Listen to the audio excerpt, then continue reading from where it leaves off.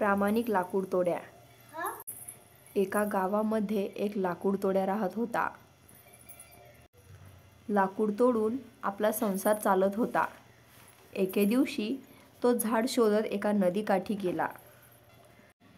त्याला एक मोठे झाड सापडले. तो त्या झाडावर फांदी तोडण्यासाठी चढला आणि फांदी तोडू लागला. अचानक त्याच्या हातातून कुऱ्हाड खाली नदीत पडली. त्याच्याजवळ दुसरी कुऱ्हाड घेणे इतपतही पैसे नव्हते.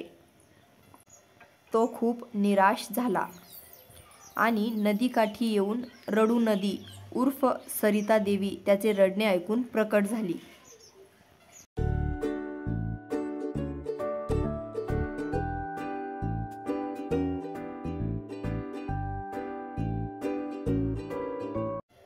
आणि त्याला विचारू लागली की का रे तू रडत आहेस. लाकूड तोड्या सरिता देवीला आपली कुऱ्हाड नदीत पडली असे सांगतो.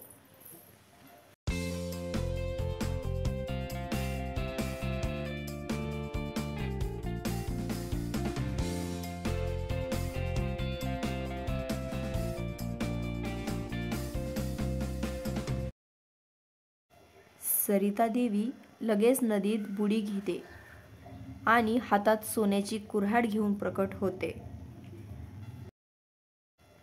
आणि लाकूड तोड्याला विचारते, ही आहे का तुझी कुऱ्हाड. तेव्हा लाकूड तोड्या नम्रपणे म्हणतो, देवी ही माझी कुऱ्हाड नाही.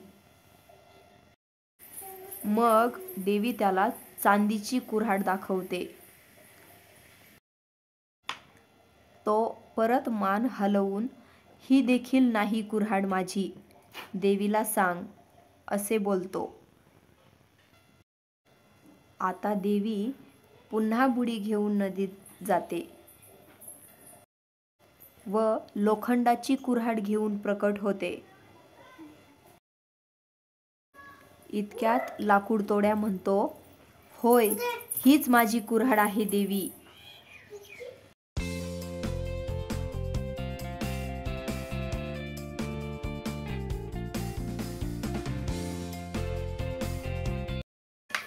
तेव्हा देवी म्हणते, तू खूप प्रामाणिक आहेस. या प्रामाणिकपणामुळे या तीनही कुऱ्हाडी तुलाच बक्षीस स्वरूपात ठेव.